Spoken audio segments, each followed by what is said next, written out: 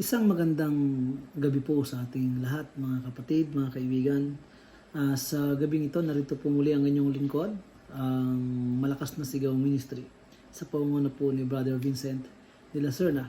Mga kapatid, sa gabing ito, ako po ay magbabahagi muli ng salita ng Diyos, na ito ay magpapatibay at magpapalakas ng ating pananampalataya at pagkapit sa ating mahal na Diyos at mahal na Panginoon. Mga kapatid, gusto ko pong ibahagi sa inyo ngayon ang nakasulat sa aklat ng Marcos 4, Kapitulo 4, versikulo 40. Ito po ang sabi ng ating Panginoong Hesus. Sinabi niya sa kanila, "Bakit kayo natakot? Wala ba kayong pananampalataya?" Ayan, isang makapangyarihang pananalita ng ating Panginoong Hesus na sa kaligitnaan ng pagkatakot ng mga alagad, sinabi niya na huwag kayong matakot. Bakit kayo natatakot? Wala ba kayong pananampalataya? Mga kapatid, ang takot at ang pananampalataya ay hindi pwedeng magkasabay na mag-i-exist sa buhay ng isang tao. Sa katotohanan, ang takot ay kabaliktaran ng pananampalataya.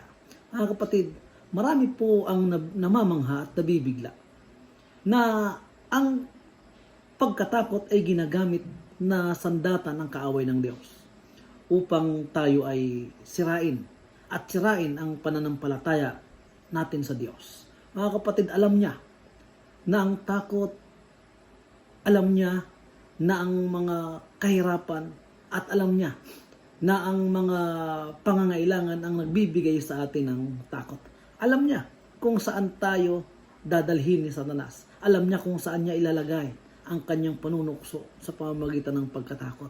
Alam niyo po mga kapatid, kapag kung saan tayo mahina, doon tayo dinadala ng kaaway ng Diyos. Pero mga kapatid, sa buhay ng isang Kristiyano, ang pagkatakot ay walang lugar sa ating buhay. Ang mabuhay sa takot, mga kapatid, ay isang miserableng buhay na mangyayari sa atin bilang isang Kristiyano. At alam nyo ba, na ang natatanging kagamutan lamang sa takot ay ang hayaan ng ating Panginoong Hesus na pumasok sa ating puso at ibigay ang ating pananampalataya at pagtitiwala sa Kanya. Kailangan natin, mga kapatid, ang pagluhod at pananampalataya at pananalangin at hingin agad sa Diyos na alisin ang takot sa ating buhay at bigyan tayo ng maraming pananampalataya.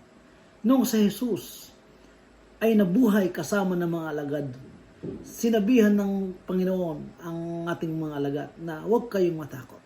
Ganon din sa ating buhay. Noong ang ating Panginoong Hesus ay ating tinanggap, inalis niya agad ang takot sa ating buhay, mga kapatid. At tayo ay makakasurvive sa takot.